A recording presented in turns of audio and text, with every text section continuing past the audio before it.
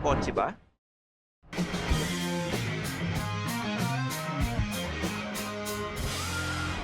Philkotse na.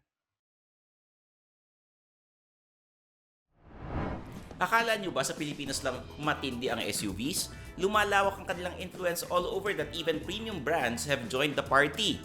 The latest of which is Aston Martin with their DBX. At sa Pilipinas, kailangan mo lang huminto sa isang kanto at siguradong sandamakmak na SUVs ang makikita mo sa isang minuto. So sino-sino pa ba ang hindi kasama sa SUV club? Yan ang alamin natin ngayon sa ating top list of brands without an SUV. Oh, alam na ha? Like and subscribe and share your thoughts in the comment section below. Unahin na natin sa ating listan ang medyo sketchy na galawan ng Ferrari. Kaka-launch pa lang kasi ng kanilang bagong puro sangwe, pero sinabi nila na hindi ito SUV. Some reports say it's a Ferrari Utility Vehicle or FUV. Parang BMW with their SAV or Sports Activity Vehicles. Mga ayaw sa term na SUV pero sabi nga nila if it looks like a duck and quacks like a duck, edi most probably it's a duck, hindi ducks ha. And ang McLaren naman so far walang balak sumali sa super SUV arena.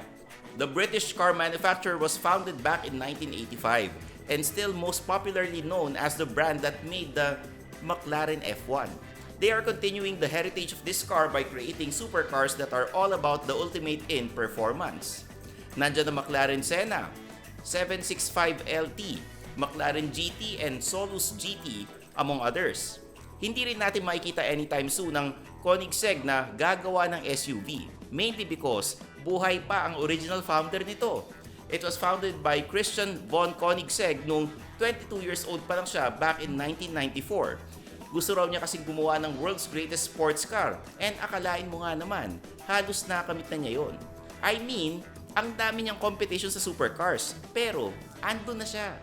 Not the greatest, but definitely among the greats. Bugatti rose to fame in the early 2000s when they unveiled the Veyron, a 1,000 horsepower supercar powered by an 8-liter engine with 16 cylinders and 4 turbos.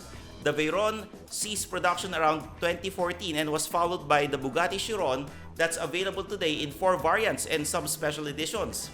Aasahan mo ba na gagawa ng SUV ang isang brand na isa lang ang model sa lineup? Malaking title shift ang kailangang mangyari para magka-SUV ang Bugatti. Another entry sa no SUV because the founder is still alive is Pagani. It was founded by Horacio Pagani who was originally working in Lamborghini in their composite department.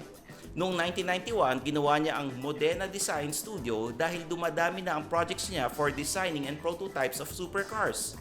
Shortly after, sinimulan na niya ang paggawa sa Pagani Zonda, the first production car of his own car brand. Ito ang solo car nila until 2011 when the Huayra was introduced. And just recently, Pagani unveiled the Pagani Utopia. Parang nasa timog yun which has the same core principles of the Zonda and Huayra, pure performance. Back to regular cars, we now have the Chrysler. In the US, dalawa lang ang nasa lineup nila. The Chrysler 300C sedan and Chrysler Pacifica MPV. Now, meron silang full-sized SUV dati called the Aspen pero naligwak ito around 2009 because of poor sales. Hindi rin sila pressured magka-SUV kasi ang owner ng Chrysler na si Fiat Chrysler Automobiles owns other brands na may SUV. This includes GM, Ford, Dodge, and Jeep among others. Another American brand na walang SUV is Ram Trucks. Well, pangalan pa lang, alam mo na kung anong focus sila. They were derived from the Dodge Ram pickup until around 2010 when Dodge decided to create a new brand that's focused on pickups. Kaya naman, don't expect them to create an SUV kasi kung gusto mo nun, doon ka sa sister brands nila parang Chrysler.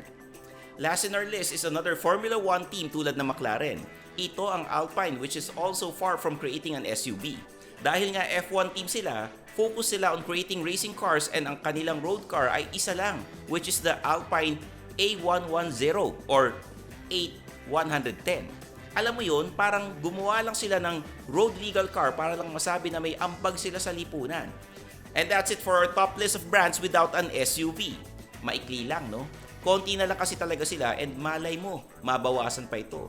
Kung ang Ferrari nga gumawa eh. Ay, hindi pala. FUV nga pala yun. Oh well. Basta be sure to like this video and subscribe to our YouTube channel. I-follow nyo ako sa aking mga social media accounts.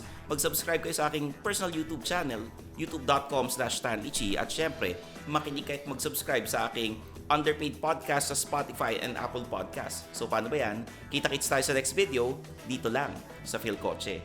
Bye-bye!